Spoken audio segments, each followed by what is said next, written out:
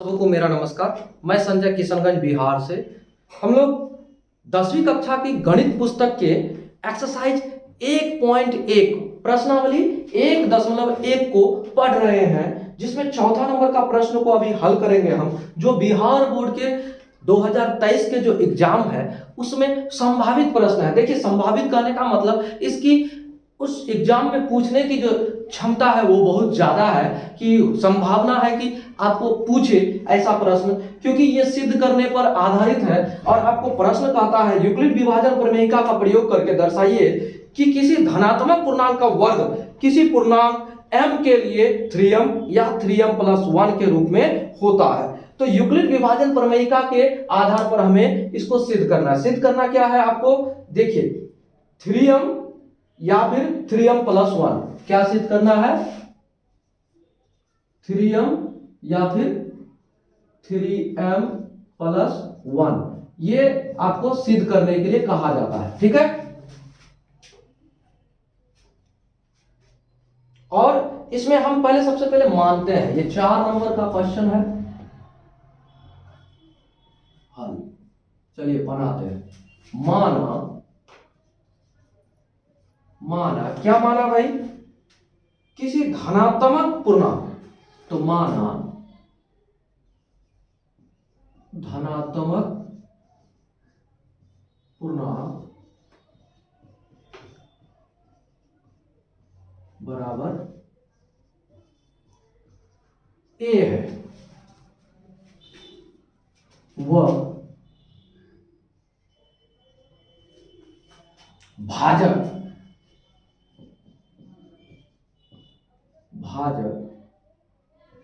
b बराबर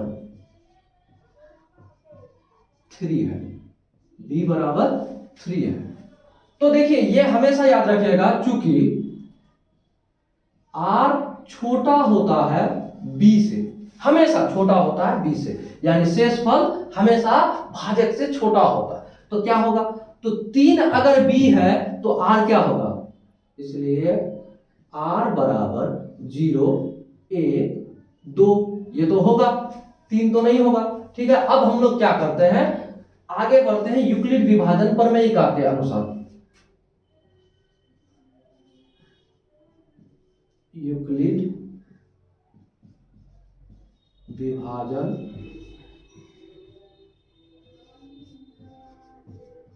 प्रमेयिका से, तो यूक्लिड विभाजन प्रमेयिका क्या कहती है, ये देखिएगा, a बराबर BQ+R, यही कहती है। हमें इसी के आधार पर चलना है। जब r का मान 0 तब क्या होगा, उस चीज को देखिए, इसी तरह से सिद्ध करना है। जब r बराबर 0 तब क्या होगा, तो a का मान a रख दीजिए और बराबर क्या कीजिए, b तो 3 है हमारा, और 3 q को q रख दीजिए, प्लस यहाँ 0 को हमने रख दिया, तो बराबर क्या हो जाएगा, a बराबर हो जाएगा यहाँ 3q। तो यहां पर आपका सवाल खत्म नहीं होता है, आपको यहीं तक नहीं है, आपको कहता है कि यूक्लिड विभाजन प्रमेयिका का प्रयोग करके दर्शाइए कि किसी धनात्मक पूर्णांक का वर्ग, यानी कि वर्ग करने कहता है, तो दोनों तरफ वर्ग करने पर यहां हम लिख देते हैं,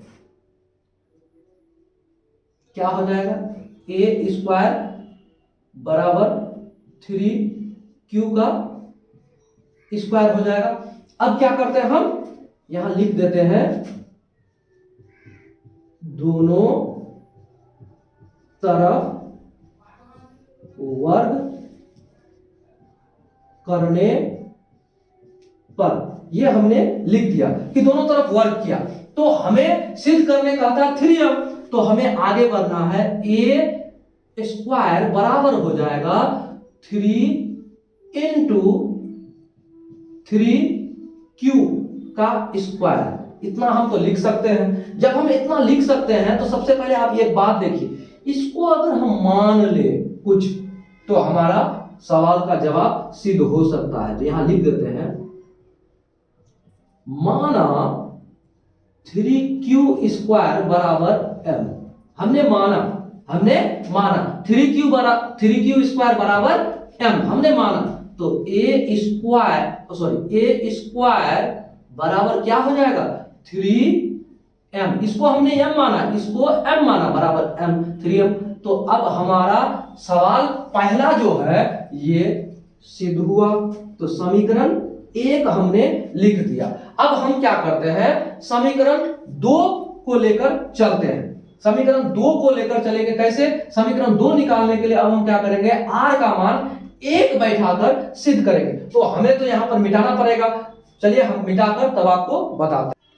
चलिए अब हम r का मान 1 रखते हैं। जब r बराबर 1 तब क्या होगा, तब होगा a बराबर b क्या है हमारा 3 और q हमने रख दिया प्लस r क्या माने हम अभी 1। तो अब हम यहां तक तो पहुंच गए। तो यहां पहुंचने के बाद अब दोनों तरफ हम वर्क करेंगे, लिख देते हैं a स्क्वायर बराबर 3q प्लस 1 का स्क्वायर। तो ये हमारा क्या हुआ, दोनों तरफ वर्क करने पर, दोनों तरफ। देखिए ये बहुत ही महत्वपूर्ण क्वेश्चन है, आपके बोर्ड एग्जाम में अक्सर ऐसे ही प्रश्न पूछे जाते हैं, इसलिए बिना स्किप किए ध्यानपूर्वक देखिएगा करने पर, ठीक है। तो दोनों तरफ वर्क करने पर, तो यहां पर a प्लस बी का होल स्क्वायर का फॉर्मूला यूज करते हैं। देखिए ए स्क्वायर बराबर, अब यहां पर a प्लस बी, इसको हमने a मान लिया, इसको हमने b मान लिया, तो क्या होगा a स्क्वायर। चलिए अब हम आपको दिखाते हैं 3q स्क्वायर यानी a square plus b square, ठीक है, plus 2ab, 2 into a 3q into b क्या है आपका ab, ठीक है। यहां तक आ गए। अब हम लोग आगे बढ़ते हैं। आगे कैसे बढ़ेंगे, इसको सरल कर लेंगे। तो यहां पर क्या हो सकता है हमारा 3 तिया यानी 2 बार गुना होगा, 3 तिया 9q स्क्वायर प्लस 1 का स्क्वायर बराबर 1 प्लस 2 तिया 6 और 1 6 एकम 6q। तो अब हम इसको एक काम करते हैं, एक को अगर इस पार लिख दें यानी इसको 9q और 6q को एक जगह कर दें तो हमारा एक कॉमन आने का संभावना बढ़ जाती है। कौन चीज का, 3 का गुणा 9 भी है, 3 का गुणा 6 भी है। तो हम इसको क्या करते हैं, a स्क्वायर बराबर 3 को कॉमन लेते हैं, 3 तिया 9q स्क्वायर प्लस 3 दूना 6q, इसको अंदर कर लिए और प्लस बाहर में 1 ले लिए। तो अब हम क्या करते हैं, यहां देखिएगा, इसको हम अगर कुछ मान लें तो क्या होगा। अब देखिए इसको मान लेते हैं, माना 3q स्क्वायर प्लस 2q बराबर m। इसको हमने मान लिया बराबर m। इतना को अगर हम m मान ले तो हमारा क्या हो जाएगा, a स्क्वायर बराबर हो जाएगा 3m प्लस 1, ये हो जाएगा। तो मतलब समझ गए, इतना को हम क्या मान लिए, इतना को टोटल को मान लिए m, तो बराबर इतना। तो ये हमारा समीकरण 2 हो गया। तो अब एक बात समझिए, हमको क्वेश्चन में सवाल किया गया था 3m और 3m प्लस 1। तो देखिए r का मान 1 और 2 ही, सॉरी 0 और 1 ही पुट करने पर हमारा 3m और 3m 1 आ गया। तो अब हम क्या करेंगे, इसी को लिख देंगे। अब नीचे में मेरा जगह नहीं है तो हम क्या करते हैं, इस जगह पर लिख देते हैं, ठीक है। तो आप लोग क्या कीजिएगा, अपने नीचे वाला जगह पर लिखिएगा। अब लिखना है अतः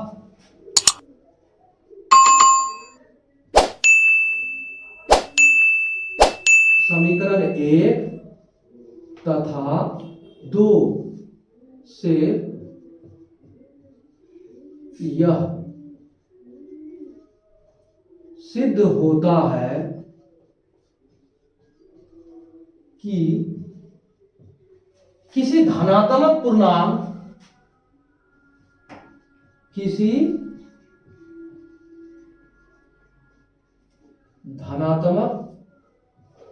पूर्णांक का वर्ग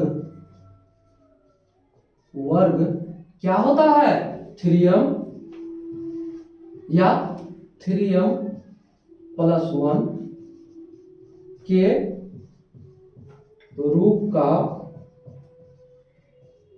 होता है। ये हमारा प्रूव्ड हो गया, ठीक है, सिद्ध हो गया।